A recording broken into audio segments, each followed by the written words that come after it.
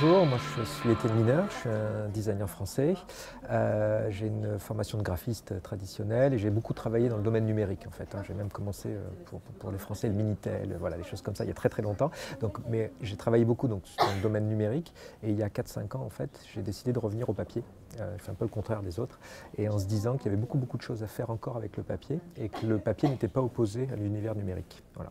Et donc l'idée, là, le projet actuellement des éditions volumiques, c'est une maison d'édition où on essaye de ne pas opposer le papier au digital ou au numérique, mais au contraire d'essayer de trouver des relations qui peuvent être intéressantes entre ces deux univers.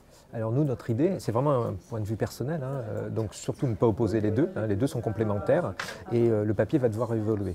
Par exemple, le théâtre n'est pas mort avec l'arrivée du cinéma et la peinture continue joyeusement malgré l'apparition de la photo. Par contre, il y a des grosses évolutions à inventer et donc on a une période actuellement qui est assez difficile économiquement parce que tout d'un coup, c'est vrai que par exemple les journaux classiques, les ventes baissent, mais on peut imaginer que les journaux classiques, l'usage actuel, voilà, tout va se passer sur des téléphones portables. Mais par contre, au contraire, des romans ou des livres un peu plus petits, ou des livres pour enfants par exemple, moi que j'affectionne beaucoup, vont continuer sur papier.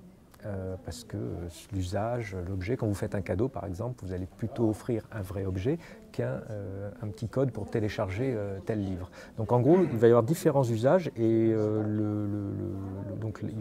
vais répéter, en gros les usages sont en train d'évoluer énormément, très vite en plus, ça va extrêmement vite. Par exemple l'iPhone n'existait pas il y a 5 ans, donc on n'était pas du tout dans le même monde. Actuellement, à peu près tout le monde a un smartphone dans sa poche. On est géolocalisé, on est connecté 24h/24, donc ça change beaucoup de choses dans notre vie. Et donc l'édition, les livres, même la manière de raconter des histoires va être différente. Donc par exemple, là dans ma petite conférence, je prenais un exemple. Quand vous êtes en train de lire un livre sur tablette ou sur téléphone, le livre sait beaucoup de choses sur vous.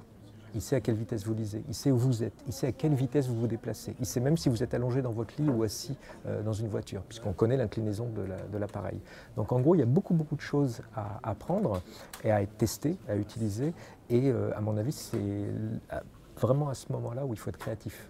Et à la fois dans le domaine de la distribution, parce que là tout est remis en cause, la distribution en ligne, les Amazon, voilà, donc ça devient très compliqué, mais il y a plein de nouveaux modèles économiques à trouver, et en même temps du côté des auteurs, il y a plein de choses nouvelles à inventer.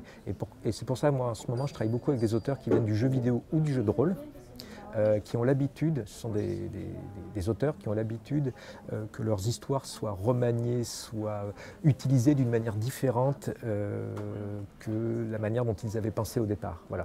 Je pense qu'il y a pas mal de rapprochements entre les jeux vidéo et les nouveaux mécanismes de narration. Par exemple, les séries télé, voilà.